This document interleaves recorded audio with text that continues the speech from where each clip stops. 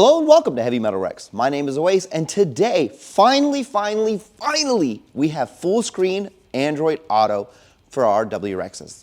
And I know what you guys are saying. A lot of the guys in the Apple community are saying like, well, Oasis, it doesn't really matter because we've had Apple CarPlay full screen for like over a year. And to you guys, I say you can take your iPhones and kindly shove them up your ass.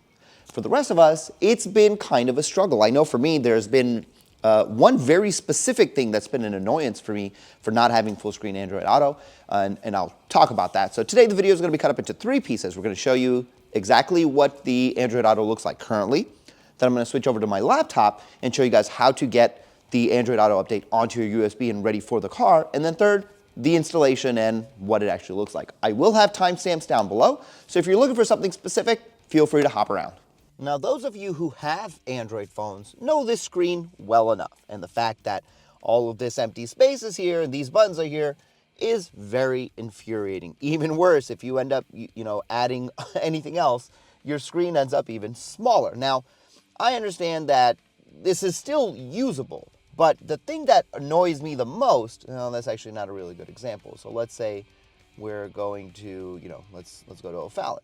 Now, the thing that annoys me the most is look at how much of the screen is actually taken up by this part. I think, can this go away? No. There's not a whole lot of things you can do to make some of these buttons go away or make some of these items go away. You can zoom in and out, but then there's still, I actually find myself on long road trips actually having to move out a lot. But that kind of really defeats the purpose of having turn-by-turn navigation, especially if you're somewhere you don't know. So that's really, really annoying.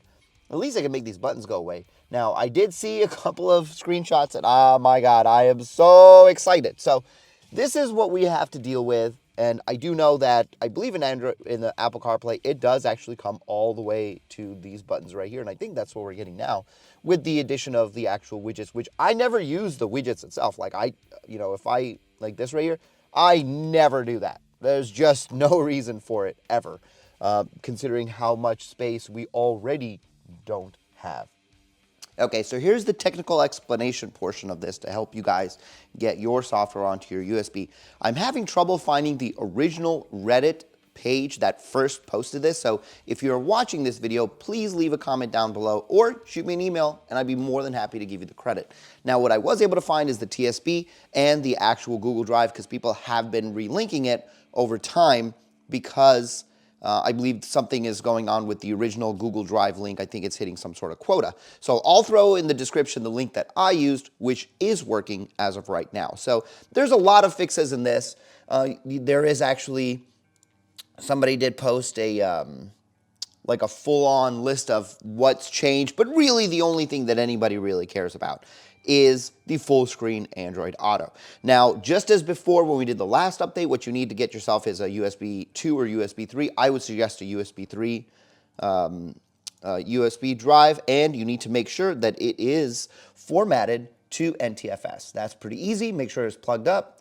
Go into your Explorer window, right-click, hit Format, and make sure File System says NTFS. Mine already does, but I'll do it anyway. You can do Quick Format, hit Start, and it shouldn't take more than a few seconds to do that, and that's that. Now, what you download is actually a zipped file, which will have a folder in it. So what you need to do is you need to go into that folder and drag those number of folders out of the zip drive onto the USB. So here I will show you side by side. So this is my USB on the left, and this is my zip drive on the right. So I will select all three of these folders in that CSV file, drag them over. And that's it. That is what the structure should look like.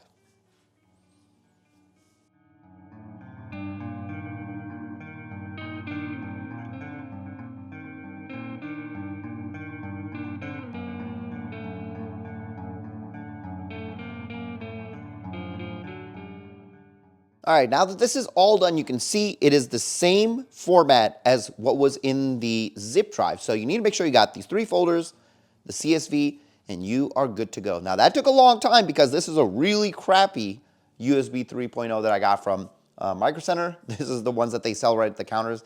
I really hate this thing. I have a feeling it might take a while to install. I remember when I installed the first update, it was about like 30 minutes. So hopefully it doesn't take as long this time around. All right, it is update time. I got my USB with me, and I'm going to plug it into one of the two USBs that are down underneath the infotainment system. Now, Subaru does recommend going and turning off the software updates. So you will go into under settings, you would go all the way down to software update and turn off automatically check. So you don't have to worry about that. Now, the way you get into the USB installing portion is you actually hold these two buttons down right here, and you press the knob 6 times. And you are now in the special dealership menu where you can actually install the update. So you'll go down to software update, obviously make sure USB is plugged in, and okay, and software ready to install. There we go, cool. So this shows the current version and the one that's available, so I will hit okay. And now we wait.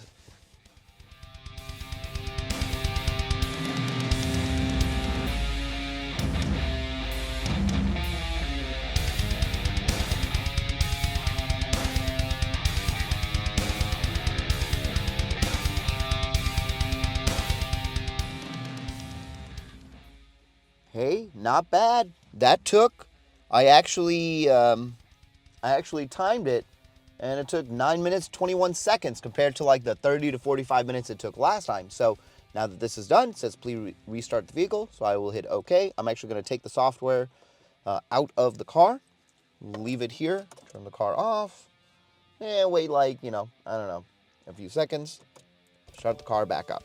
Let's see what it looks like. I'm like, look, I can't believe how excited I am for this because we've been asking for this for so long. Okay, now that it is on, I'm gonna plug the car back, I'm gonna plug the phone back up, and we're gonna take a look with our own eyes for the very first time at full screen Android Auto. Woo! Here we go. Okay. Connecting. There it is. Oh man, this is so exciting. Also, where's I like to keep this on the weather. Oh, I like to keep it there. Oh my God, look at that. Look at that. Full screen. Oh, that's so amazing. I can't believe it took this long to have this. This is so much better. Oh, wow. This is amazing. Oh, I could cry. It's this car, we've had 2 models of this, and the 24s are starting to pop out here just this month. And the fact that it took almost 2 years for this to happen, it blows my mind. But I'm so happy it is finally, I mean, look at this. This is awesome. So let's see how much it takes with the widgets. Okay, and you know what? With the widgets down there, it's still more screen space than it was without it. Oh my goodness, this is amazing. There's no reason for that. I don't know if you can change that. I actually never use the widgets, so I don't know exactly how one would change what those two are. This has Amazon Music, and I don't care. I don't care for that. This is how it will always stay. Look how glorious that is. That is so much better. Oh my God. Let's see what the keyboard looks like. Okay, and it's now much larger here as well. So I usually just use the voice options here. So let's say AutoZone.